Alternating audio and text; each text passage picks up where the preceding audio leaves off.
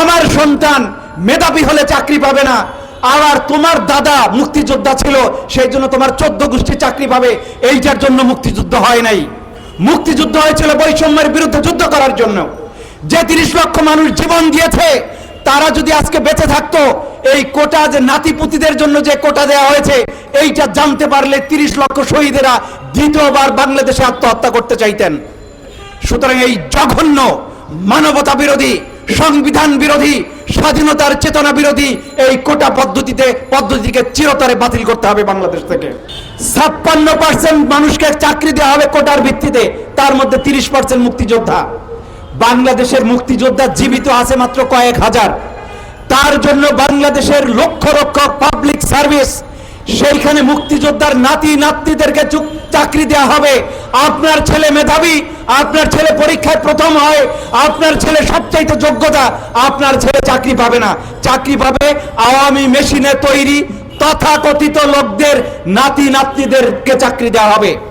পৃথিবীর কোন রাষ্ট্রে মেধাবীদেরকে বঞ্চিত করে কোটার নামে এইভাবে রাষ্ট্রের পাবলিক সার্ভেন্টদেরকে এইভাবে একটা পঙ্গু লোকদের হাতে কখনো ঠেলে দিতে পারে না।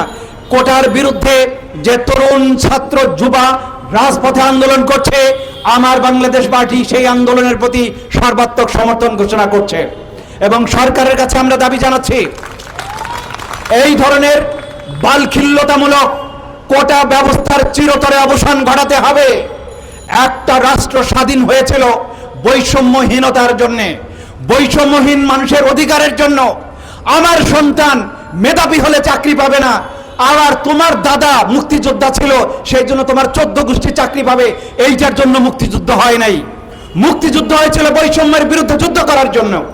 যে 30 লক্ষ মানুষ জীবন দিয়েছে তারা যদি আজকে বেঁচে থাকতো, এই কোটা যে নাতিপুতিদের জন্য যে কোটা দেওয়া হয়েছে এইটা জানতে পারলে 30 লক্ষ শহীদেরা দ্বিতীয়বার বাংলাদেশে আত্মহত্যা করতে চাইতেন।